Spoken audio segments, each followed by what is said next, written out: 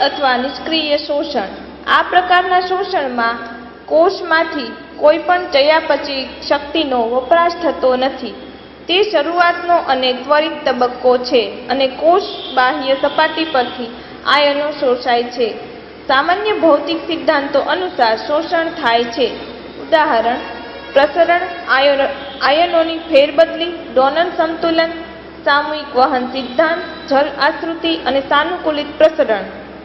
પ્રસરણ: દ્રવ્ય પોતે જ્યાં વધુ સંકેન્દ્રણમાં હોય ત્યાંથી તે પોતાના ઓછા સંકેન્દ્રણ ધરાવતા વિસ્તાર તરફ પ્રસરે છે। આમ આયનો પોતાના સંકેન્દ્રણ ઢાળને અનુસરીને શોષણ પામે છે। આયનોના આવા શોષણ માટે વિવિધ આયન માર્ગો કોષરસ પટલમાં આવેલા છે। કોષરસ પટલની આરપાર પથરાયેલા વિશિષ્ટ પ્રકારના પ્રોટીન આવા આયન માર્ગો તરીકે વર્તતા છિદ્રો સર્જે છે। આયનોની ફેરબદલી: બંને પ્રકારના આયનો ધન અને ઋણ પ્રકારની કોષ દિવાલની સપાટી પર અભિશોષણ પામી ગોઠવાયેલા હોય છે।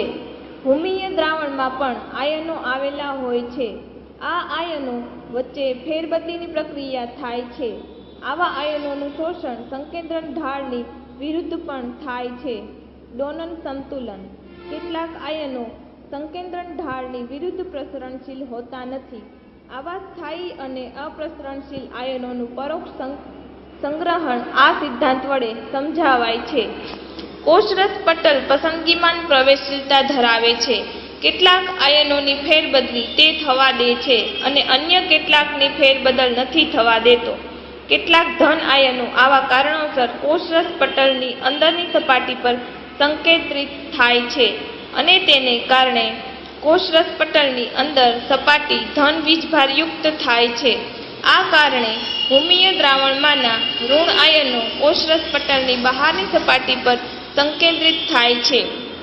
સામૂહિક વહન સિદ્ધાંત: આ સિદ્ધાંત અનુસાર પાણીના જથ્થાના શોષણની સાથે સાથે મોટા જથ્થામાં આયનો પણ શોષણ પામે છે।